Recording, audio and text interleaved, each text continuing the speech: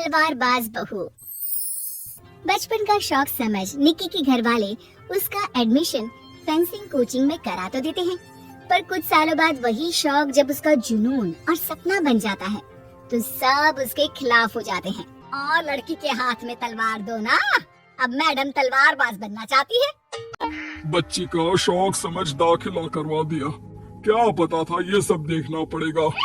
अरे बहुत हो गई तलवारबाजी, आज से तू सिर्फ रसोई और बेलन देखेगी। पर मम्मी पापा, फेंसिंग भी फुटबॉल और क्रिकेट की तरह एक स्पोर्ट है। थोड़ी और प्रैक्टिस के बाद मुझे स्टेट, फिर नेशनल और फिर इंटरनेशनल खेलने का मौका भी मिल सकता है। निक्की की बात से भड़के हुए घर वाले आगे कुछ सुने या समझे बिना उसके घर में रहने का ऐलान कर देते हैं, जिसके कुछ हफ्तों बाद निक्की की आयुष के साथ शादी हो जाती है। ससुराल पहुंचने के कुछ दिनों बाद बहुत हिम्मत के साथ निक्की फिर वही फरियाद लिए इस बार अपनी सास के पास जाती है। मम्मी जी, क्या मैं कोचिंग दोबारा शुरू कर सकती हूँ? कैसे कोचिंग? तेरे मम्मी पापा ने तो हमें किसी कोचिंग या पढ़ाई के बारे में नहीं बताया। वो पढ़ाई नहीं, फेंसिंग की कोचिंग है। और देख, अपने अंग्रेजी के बड़े बड़े शब्द ना मुझसे ना बोला कर, सीधे सीधे बता कि ये फेंसिंग है क्या? मम्मी पापा के साथ अपने एक्सपीरियंस के बाद निक्की कोई रिस्क ना लेते हुए सास से झूठ बोल मंजूरी ले लेती है और इसी के साथ निक्की के सपनों की दुनिया शुरू हो जाती है, जिसमें अब वो सुबह उठ जल्दी जल्दी घर का सारा काम खत्म करके ज्यादा से ज्यादा समय अपनी फेंसिंग प्रैक्टिस में बिताने लगती है। इसी तरह महीने बीत जाते हैं। वाओ, आई कांट बिलीव, जो सपना एक बार नामुमकिन लग रहा था, आज मैं उससे सिर्फ 2 हफ्ते दूर हूँ। निक्की, तुम बहुत अच्छा कर रही हो, बस अपने फॉर्म को खराब मत होने देना और नेशनल्स का मेडल तुम्हारे गले में आना पक्का है। इस बात को सुनकर निक्की नेशनल गेम की खुशी में झूमती हुई जैसे ही उस शाम घर पहुंचती है तो आयुष को पैर में प्लास्टर के साथ सोफे पर बैठा देख परेशान हो जाती है। ये क्या, कैसे हुआ? किसी ने मुझे फोन क्यों नहीं किया? ऑफिस से आते हुए रास्ते में किसी ने टक्कर मार दी, इसलिए बहू कल से इसके ठीक होने तक तो कोचिंग से छुट्टी ले ले। डॉक्टर ने पूरा बेड रेस्ट बोला है। पति की हालत और सास की बात से हैरान परेशान निक्की आगे कुछ बोले बिना अपने कमरे में चली जाती है। अब मैं क्या करूंगी? दोनों तरफ मेरी जिम्मेदारी है। अगर एक भी पूरी नहीं की तो लाइफ में दोबारा सुकून की सांस नहीं ले पाऊंगी। सच बता दूं क्या? नहीं, अगर इन्होंने भी घर में कैद कर लिया तो बचा कुचा मौका भी खो दूंगी।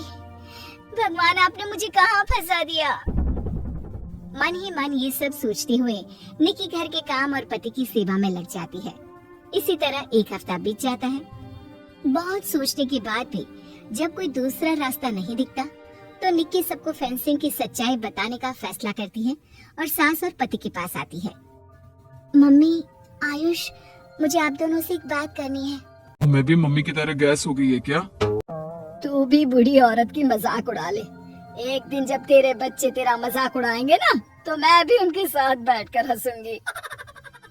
घर का ये हंसता खेलता माहौल देखकर निक्की आगे कुछ बोल ही नहीं पाती। तभी गोलियां चलने की आवाज सुनकर सब डर जाते हैं और कुछ आतंकवादी घर में घुसकर सबको बाहर निकाल देते हैं, जहां उनके एरिया के बाकी सब लोग भी इकट्ठा होते हैं। ये किसी भी तरह के होशियारी नहीं करेगा। हमें बस कुछ समय के लिए चुप रहने की जगह चाहिए, इसलिए अगर तमीज में रहोगे तो जिंदा बच जाओगे। और अगर मरने का ज्यादा मन हो तो अपना सीआईडी वाला दिमाग चला सकते हो। डर की वजह से कोई इसके आगे कुछ नहीं बोलता।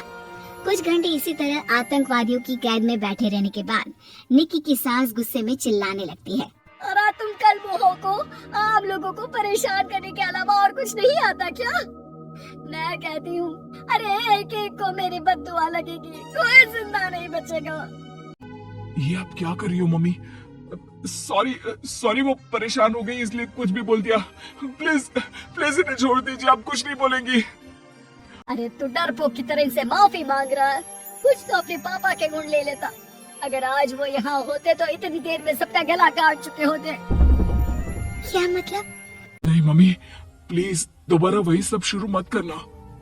आखिर कोई मुझे भी बताएगा कि बात क्या है? तेरे ससुर जी अपने समय के सबसे बेहतरीन और उम्दा तलवारबाज थे। कोई कितनी भी बड़ी बंदूक या कितने भी ज्यादा हथियारों के साथ उनके सामने क्यों ना आ जाए, सबको एक एक करके चित कर देते थे। वाह, ससुर जी और क्या क्या करते थे? निकी का इंटरेस्ट देख सास उसे ससुर जी और उनकी तलवारबाजी की कहानियां सुनाने लगती है, जिन्हें बहुत देर तक सुनने के बाद अपने आप को रोक ना पाते हुए निक्की आखिर उनसे तलवार के बारे में पूछ ही लेती है। मम्मी जी, क्या पापा जी की वो तलवार आज भी आपके पास है?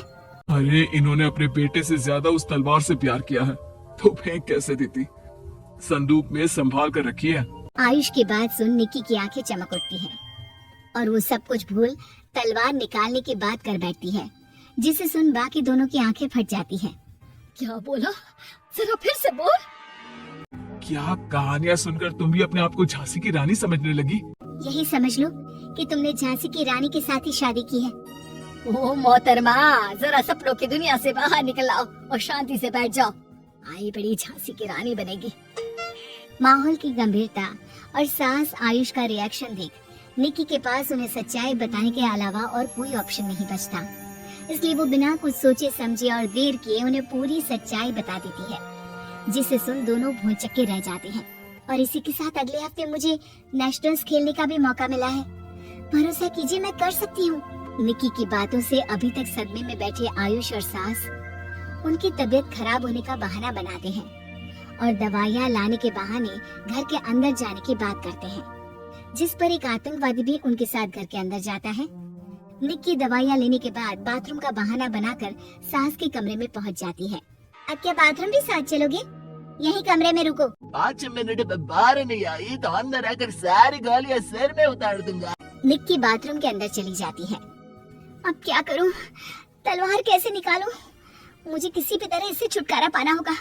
सोच निक्की, जल्दी कुछ सोच। कुछ देर परेशान बाथरूम में इधर से उधर घूमने के बाद निक्की की नजर फर्स्ट एड बॉक्स पर पड़ती है और वो तुरंत उसमें से कैंची निकालकर उसे छुपाते हुए चुपचाप बाहर निकल आती है। हो गया तुम्हारा सारा नाटक खत्म, अब चुपचाप ये दवाइयां उठाकर बाहर चलो। ऐसा बोलकर जैसे ही आतंकवादी मुड़ता है, निक्की तुरंत उसकी गर्दन पर कैंची से वार कर देती है और उसकी बंदूक हाथ में लिए संदूक से तलवार निकालने लगती है, जिसकी कुछ देर बाद वो घर के पीछे वाली खिड़की से बाहर निकलकर छुपकर एक एक करके सब आतंकवादियों पर वार करके उन्हें घायल कर देती है। अब सारे पब्लिक की कैद में आ जाते हैं। ये सब देखकर आयुष और सास के साथ सारे लोग दंग रह जाते हैं। सास का सर गर्व से ऊंचा हो जाता है। मेरी बहू सिर्फ नेशनल्स नहीं, इंटरनेशनल भी खेलेगी। हाँ।